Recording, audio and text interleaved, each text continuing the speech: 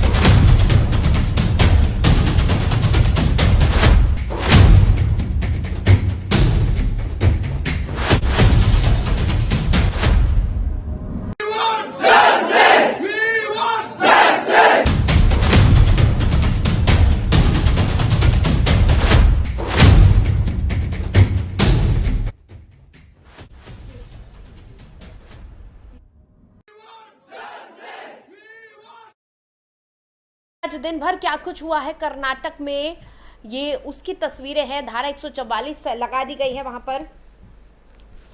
आज सीएम ने खुद इस मामले का संज्ञान लिया है क्योंकि बहुत बर्बरता के साथ ये कत्लेआम किया गया है यहाँ पर और धारा 144 लगा दी गई है। बीजेपी के यूथ विंग के नेता है प्रवीण नेट्टारू, जिनकी हत्या की गई है। बीते रोज बाइक सवार कुछ लोग आए, कुछ अज्ञात लोग आए और कुल्हाड़ी से ताबड़तोड़ उन पर वार किए, जिसके बाद उनकी मौत हो गई अस्पताल ले जाते वक्त। आखिर कब तक ये हत्या, ये खून खराबा चलता रहेगा और क्यों इतने इनटॉलरेंट हो गए हैं हमारे देश के ये तमाम लोग जो आज समर्थन के बदले गर्दन की नीति पर काम कर रहे हैं। और इस जघन्य हत्याकांड के पीछे कौन है, कैसे इसके तार कन्हैयालाल हत्याकांड से जुड़ रहे हैं, सिर तन से जुदा गैंग से जुड़ रहे हैं, इस पर हम आज बात कर रहे हैं। दरअसल 29 जून को कन्हैयालाल की हत्या के बाद प्रवीण नेट्टारू ने भी एक फेसबुक पोस्ट किया था और इसको लेकर अब ये कयास लगाए जा रहे हैं, इस तरह के तार जुड़ रहे हैं कि कहीं इसी से, इस फेसबुक पोस्ट से ही इनके मर्डर की ये पूरी मिस्ट्री जुड़ी हुई तो नहीं।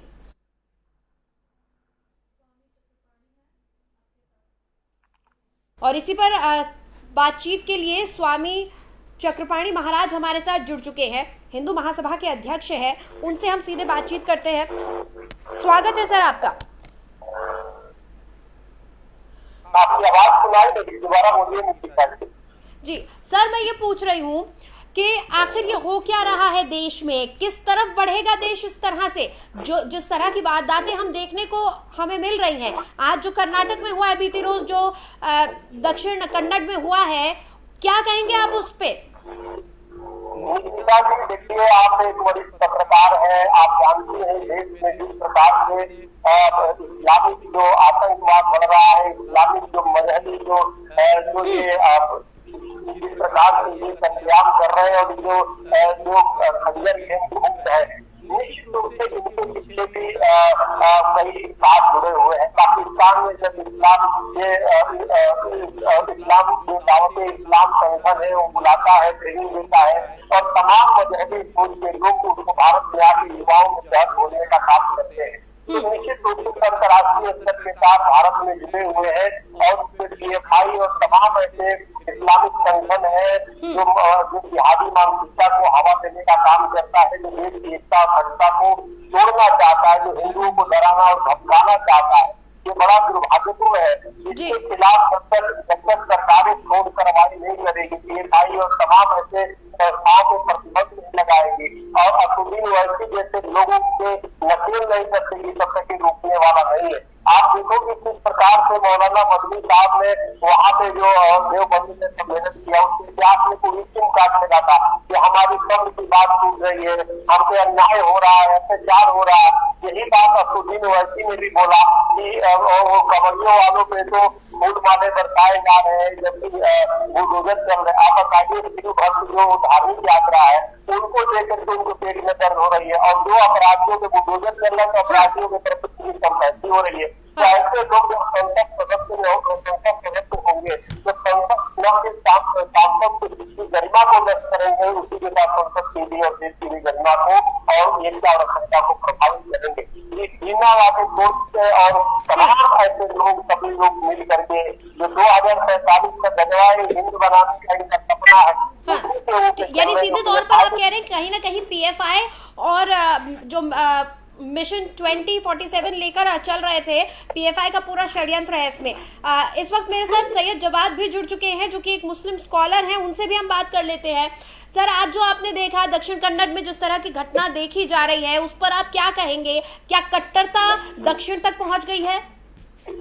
देखिए, पहली चीज तो हमेशा मैं आपको बता दूं, मैं मुस्लिम स्कॉलर नहीं, एक एक्टिविस्ट हूँ। थोड़ी सी त्रुटि ठीक करवा लीजिए यहाँ से भी। देखिए क्या है, कट्टरता की जहाँ तक बात हो रही है, जो घटना सामने आई है बेइंतहा निंदनीय है और जितनी भी निंदा करी जाए वो कम है। और जहाँ जहाँ पर ऐसी घटनाएं हो रही हैं उनके ऊपर तुरंत से तुरंत, जल्द से जल्द, जैसी भी हो, सख्त से सख्त कानूनी कार्रवाई करना चाहिए। लेकिन इसके बरक्स में आपसे एक बात भी बताऊं कि राजस्थान के अंदर जब कोई घटना होती है तो उसकी जिम्मेदारी जो होती है मुख्यमंत्री अशोक गहलोत की होती है, वहां की मौजूदा सरकार कांग्रेस की होती है।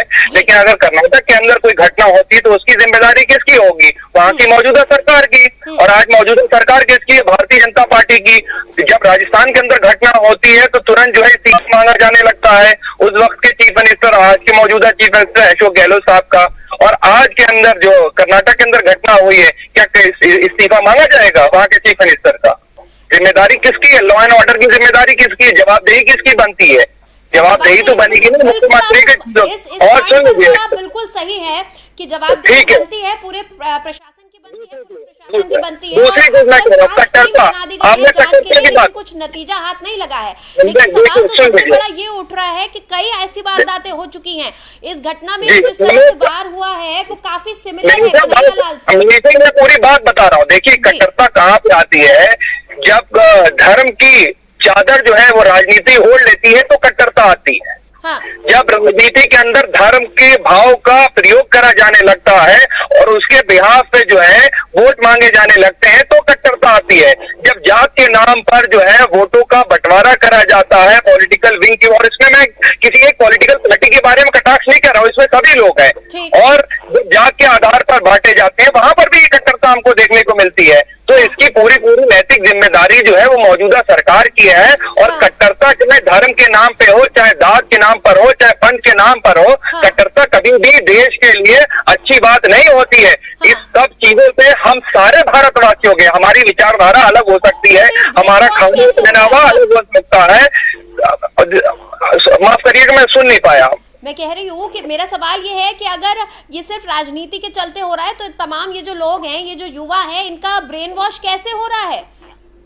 लोगों के पास अपना विवेक भी तो होता है ना कहीं से कट्टरता आ तो रही है। देखिए, युवाओं के पास बेरोजगारी है, जॉब्स नहीं है आज की डेट में। उसके बाद दिन रात सुन लीजिए, अरे सुन तो लीजिए, जवाब दे रहा हूँ, 2 मिनट सुन लिया करिए पूरी बात को।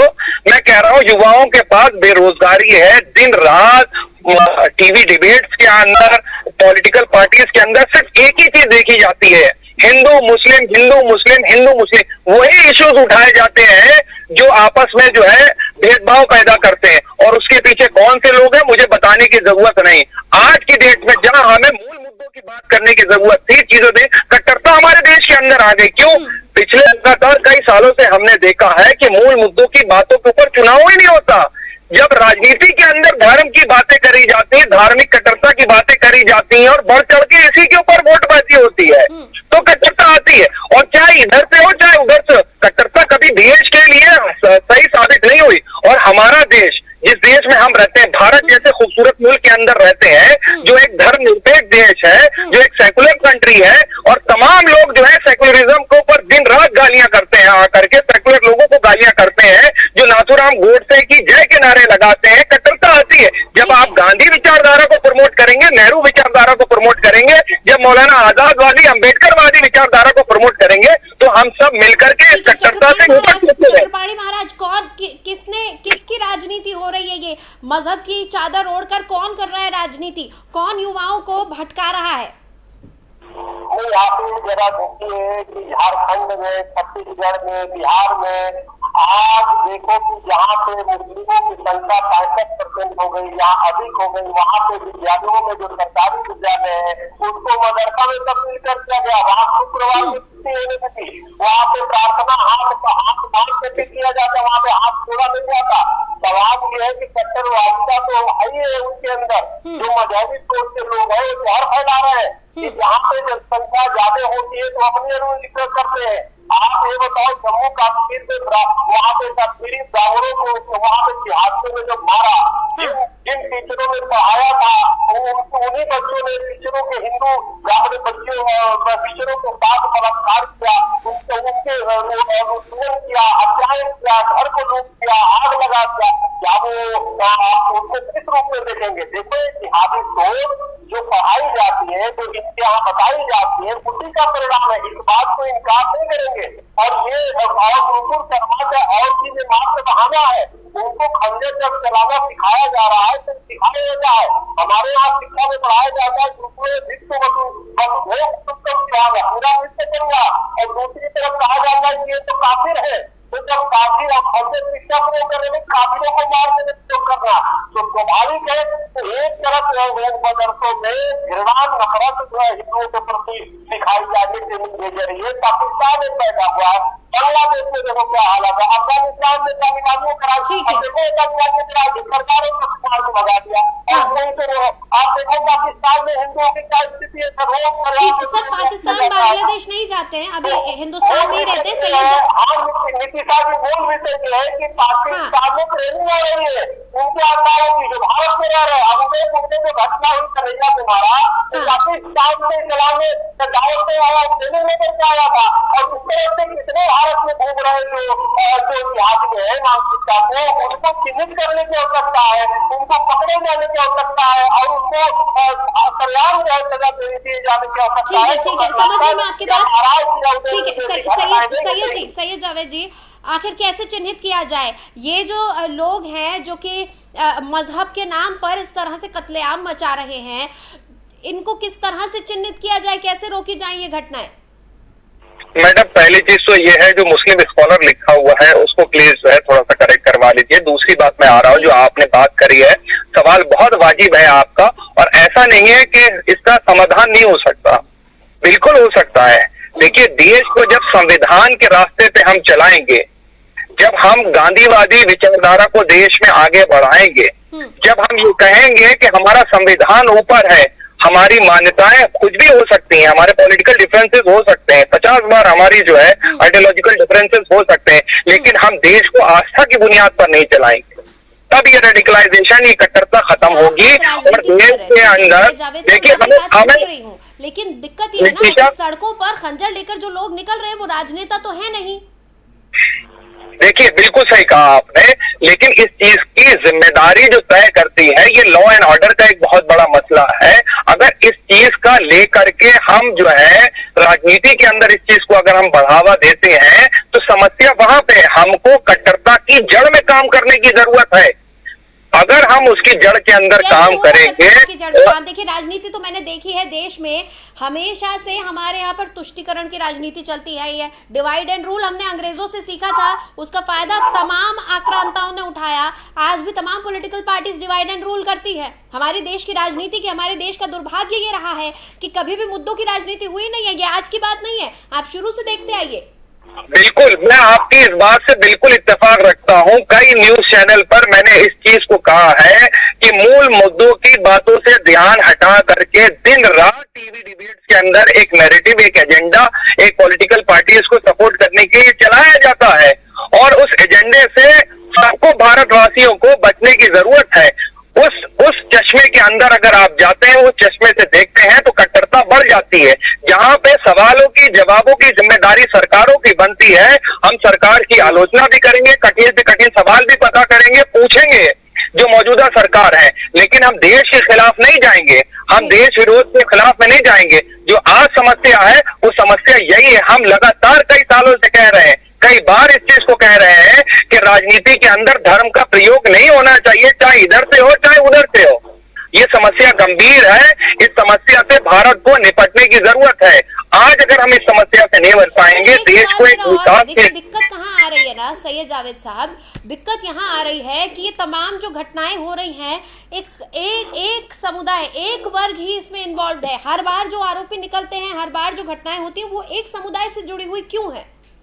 जी देखिए, इस ऐसी घटनाओं का कोई भी समर्थन नहीं करता, और जितनी बड़ी बड़ी मुस्लिम ऑर्गेनाइजेशन है, जितने बड़े बड़े मुस्लिम स्कॉलर्स हैं, जितने बड़े बड़े आप देखेंगे कि मुस्लिम धर्म गुरु हैं, सबने एक सुर में एक ही आवाज करी, किसी ने भी उसका समर्थन नहीं करा, और सभी ने ये डिमांड करी, सभी ने ये डिमांड करी, सभी ने नीतीशा ये डिमांड करी कि आप दोषियों के ऊपर जल्द से जल्द और सख्त से सख्त कार्रवाई करें। लेकिन यही जब कभी किसी और व्यक्ति की लिंचिंग होती है, उसको मालाएं पहचाने के लिए देश के मंत्री पहुंचते हैं, उसका स्वागत करते हैं, और हम इस चीज को बार बार कह रहे थे, लोग विशेष नारा लगवा करके लोगों को लिंच भी करा गया, चाहे आप जो है गोश्त खाने के नाम पे हो, चाहे चीजों के नाम पर हो। हमने उस वक्त भी इस चीज का खंडन करा। अगर आपको आपत्ति है, समस्या है, उसके लिए पुलिस है, प्रशासन है। हो सकता है चक्रपाणी महाराज जी मेरी कई बातों से नाइतफाकी रखते हो, मैं भी रखता हूँ, लेकिन मैं अपने हाथ में संविधान नहीं लूंगा, और जो लोग अपने हाथ में संविधान लेते हैं उनका समर्थन नहीं होगा। क्या हमने नीतीशा यहाँ नहीं देखा कि कुछ लोग बलात्कारियों के समर्थन में निकल करके आते हैं? आप बताइए, उधर देश के अंदर घटनाएं होंगी और नीतीश होंगे, गंभीर समस्या है। नीतीशा ये गंभीर समस्या है। भारत सरकार को आज जो मौजूदा सरकार है, तमाम ऐसे स्कॉलर्स हैं, तमाम ऐसे नेता हैं जो टीवी डिबेट्स में खुलकर आकर कहते हैं कि भाई आप ऐसा करेंगे तो ये होगा। संविधान का यहाँ पर संविधान की रिस्पेक्ट कर कौन रहा है? नहीं, जिम्मेदारी तो सरकारों की बनती है भाई, ये सरकारों की बड़ी जिम्मेदारी बनती है कि सरकार आकर के बात करे। सरकार किसी विशेष धर्म की नहीं होती, किसी विशेष जाति की नहीं होती, पार्टी की नहीं होती। अरे देश के प्रधानमंत्री मेरे भी प्रधानमंत्री, आपके भी प्रधानमंत्री है, प्रदेश के मुख्यमंत्री मेरे भी है और आपके भी है, और सभी जो प्रदेशवासियों की है। लेकिन अफसोस और समस्या क्या होती है, जब संवैधानिक पद पर बैठे लोग जो है बात करते हैं 80 बनाम 20 की, लोग बात करते हैं शमशान और कब्रिस्तान की, समस्या वहां पे। और जब हम सवाल करते हैं, आलोचना करते हैं, तो वही लोग हमको देशद्रोही, आतंकवादी, पाकिस्तानी, न जाने किन नामों से पुकार देते हैं। समस्या इस चीज की है। हम बात करना चाहते हैं सोल्यूशन के ऊपर, इस समस्या से निपटा कैसे जाए। और ये देश के अंदर अगर इसको बढ़ावा दिया जाएगा, ज्यादा करी जाएगा, तो देश का नुकसान ज्यादा होगा इसमें। और हम सबको मिलकर के कट्टरता के खिलाफ लड़ने की जरूरत है। और गांधीवादी, नेहरूवादी, पटेलवादी, मौलाना आजादवादी, अम्बेडकरवादी विचारधारा के ऊपर देश को चलने की जरूरत है। विचारधाराओं के ऊपर कोई चलता नहीं है, सिर्फ इनका नाम लिया जाता है, इनका सहारा लिया जाता है। चक्रपाणी महाराज, हम जो तस्वीरें देख रहे हैं मैडम, बहुत लोग चलते हैं। आज भी जो देश के अंदर हमारा संविधान है वो उन्हीं का दिया हुआ है, और उस संविधान को जो लोग वोट दे रहे हैं, जो लोग संविधान को गालियां देते हैं, जो लोग संविधान के प्रति नीतियां जलाते हैं, वो लोग भी कुकर मानसिकता को बढ़ावा दे रहे हैं। क्या इस देश के अंदर संविधान का विरोध नहीं हुआ? क्या इस देश के अंदर संविधान की प्रति नीतियां नहीं चलाई गई? वही लोग कट्टरता को बढ़ावा दे रहे हैं। जब आप संविधान को ताक में रख देते हैं और आस्था की बुनियाद पे अपनी राय और फैसले बनाते हैं, तो कट्टरता आती है। मैं किसी एक पॉलिटिकल पार्टी को नहीं कह रहा हूँ, मैं सभी देशवासियों को संदेश देने की कोशिश कर रहा हूँ कि जो लोग, जो पॉलिटिकल पार्टी धर्म के चश्मे की आड़ में अपनी राजनीतिक रोटियां सेकती हैं, उनको बचने की जरूरत है। देश को विकास के रास्ते पे ले जाने की अगर कोई बात करता है, मूल मुद्दों की बात करता है, रोजगार की बात करता है, महंगाई की बात करता है, वो देश के लिए काम करते हैं। चक्रपाणी महाराज, मैं आपसे जानना चाहूंगी, आखिर अब सोल्यूशन क्या है? देखिए, इस तरह से देश में कत्लेआम होता रहेगा, देश कट्टरता की आग में जलता रहेगा। इसका एक सोल्यूशन, मैं आपसे एक लाइन में, मैं चाहूंगी बहुत संक्षेप में आप बताएं कि आखिर इसका सोल्यूशन क्या है, क्या किया जाए, इसका हल कैसे निकलेगा? सवाल यह है, संविधान की जो बात कर रहे हैं, बात तो बिल्कुल सही कह रहे हैं, तो कोई विचारधाराओं को दूर करना चाहिए, बिल्कुल ठीक बात है, हम भी मानते हैं। लेकिन आप बताओ, संविधान कौन मानता? क्या जब कश्मीरी ब्राह्मणों को मारा जा रहा है तो संविधान नहीं है?